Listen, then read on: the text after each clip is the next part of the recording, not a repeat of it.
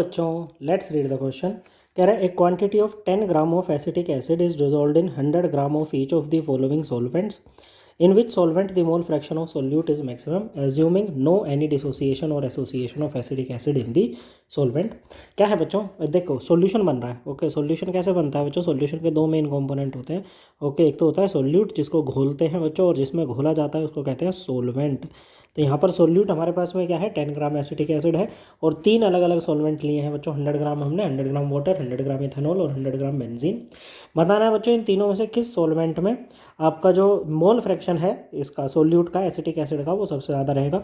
और acetic acid किसी भी सॉल्वेंट में जाके मतलब ना तो डिसोसिएट हो रही है ना एसोसिएट हो रही है बच्चों, या फिर बताना कि सेम है सभी सॉल्वेंट में।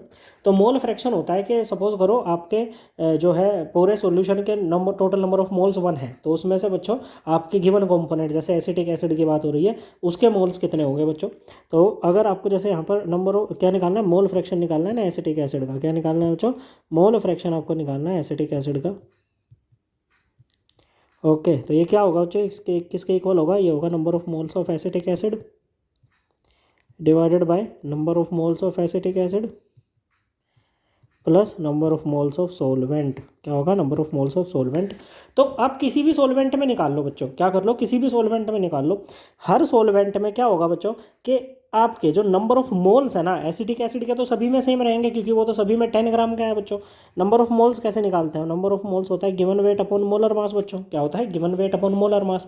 तो क्योंकि एसिटिक एसिड का नंबर ऑफ मोल्स तो सभी में सेम रहेंगे बच्चों, तो अगर हम यहाँ सिंपली सोलवेंट के नंबर ऑफ मोल्स निकाल लें, ओके, और क्योंकि ये डिनोमिनेटर में है तो जिस जहाँ पर सोलवेंट के नंबर ऑफ मोल्स सबसे कम होंगे ना बच्चों, वहीं पर मोल फ्रैक्शन किसका ज़्यादा होगा बच्चों? एसिटिक एसिड का ज़्यादा होगा। बाकी निकाल लेते हैं बच्चों एसिटिक एसिड के भी नंबर ऑफ मोल्स। ओके बच्चों, तो उसके लिए मोलर मास चाहिए एसिटिक एसिड का, कितना होगा बच्चों? एसिटिक एसिड होती है ये, ओके, 2 कार्बन है, एक कार्बन का 12 ग्राम पर मोल, 2 ऑक्सीजन है बच्चों, एक ऑक्सीजन का 16 ग्राम पर मोल, और 4 हाइड्रोजन है, एक हाइड्रोजन का होता है 1 ग्राम पर मोल। कितना आ जाएगा बच्चों?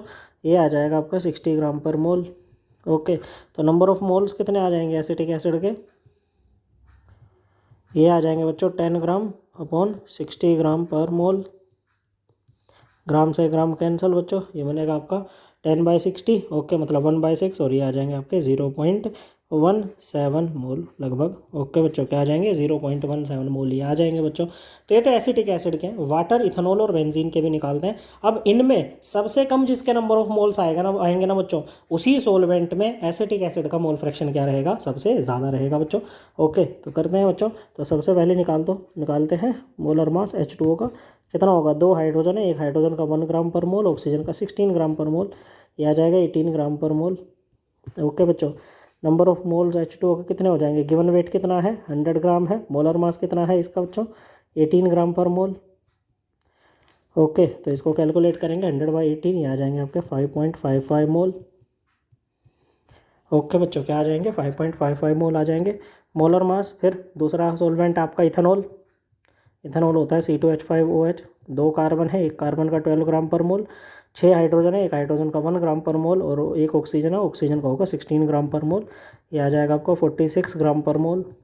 ओके बच्चों, नंबर ऑफ मोल्स इथेनॉल के कितने हो जाएंगे? गिवन वेट 100 ग्राम, सभी सॉल्वेंट का जो वेट दिया हुआ है वो 100 ग्राम है बच्चों, अपॉन 46 ग्राम पर मोल। ग्राम से ग्राम कैंसिल, ये कितना आ जाएगा बच्चों? ये आ जाएगा आपके 2.17 मोल। ओके बच्चों, कितने आ गए? 2.17 मोल। लास्ट में है बच्चों बेंजीन। बेंजीन का मोलर मास कितना होगा? बेंजीन होता है C6H6। ओके बच्चों, क्या होता है? C6H6। 6 कार्बन है, एक कार्बन का 12 ग्राम पर मोल, प्लस 6 हाइड्रोजन है, एक हाइड्रोजन का 1 ग्राम पर मोल, ये आ जाएगा 78 ग्राम पर मोल। नंबर ऑफ मोल्स कितने आ जाएंगे बच्चों बेंजीन के? गिवन वेट इसका भी 100 ग्राम है, मोलर मास निकाला है हमने 78 ग्राम पर मोल।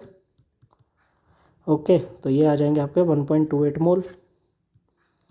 ओके, तो सबसे ज़्यादा मोल्स किसके आए हैं बच्चों? आपके पास में H2O के आए हैं। इसका मतलब है जो मोल फ्रैक्शन होगा ना एसिटिक एसिड का, किसका बच्चों? एसिटिक एसिड का, HAC करके भी हम इसको लिख सकते हैं। ओके, या सिंपल ACOH करके लिखते हैं वैसे तो। ओके बच्चों, ये सबसे ज़्यादा किस में होगा बच्चों? सबसे कम कहो। ओके, क्योंकि सबसे ज़्यादा नंबर ऑफ मोल्स H2O के हैं। ओके बच्चों, तो H2O में सबसे कम रहेगा बच्चों। ओके, ओके, और H2O से ज़्यादा किस में रहेगा? ये आपका इथेनॉल में आ जाएगा बच्चों।